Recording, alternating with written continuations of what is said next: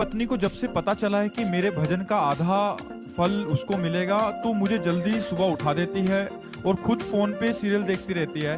बार बार मेरा counter check करती है कि हाँ, और क्या घाटा थोड़ी होने देंगे अपने में। बहुत सुंदर, तो प्रणाम करते हैं ऐसी पत्नी को जो आपको भजन के लिए प्रेरित। खुद मोबाइल देखती रहती है कि नहीं भाई, ये गलत है। कुछ संशोधन किया जाए महाराज जी। देखो, उस पत्नी को आधा मिलेगा, ये बात समझ लीजिए। जो पति के अधीन है और पति की सेवकाई में है, उसके लिए कोई परमेश्वर नहीं, उसके लिए कोई आराधना नहीं। वो अपने पति की आराधना करती है। पति को खवाना पियाना, उनके वस्त्र धोना, उनकी सेवकाई में है, उनकी आज्ञा में है। तो पति चाहे जिस तीर्थ में जाए, चाहे जो धर्म करे, चाहे जो जप करे, चाहे जो यज्ञ करे, उसकी धर्म पत्नी को आधा हिस्सा उसका मिलेगा, क्योंकि उसने उसको परमेश्वर माना है।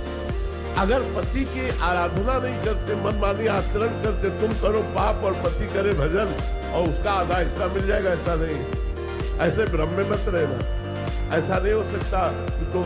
और देखो, हम तो कहते हैं भजन का हिस्सा ले ले और ठीक से चले तो बहुत अच्छी बात है। तो हमें लगता है पत्नी को अपनी अर्धांगिनी प्राण प्यारी मान करके धर्म पूर्वक पति भगवत मार्ग में अपने को चलाते हुए और संसारिक कार्य करे, और पत्नी अपने पति को भगवान मानकर आठों पहर उसकी आराधना, उसके चिंतन, उसके मनन में रहे, तो पति का आधा धर्म का हिस्सा उसको प्राप्त हो जाएगा और दोनों मंगल में भगवत कृपा प्राप्त हो जाएगी।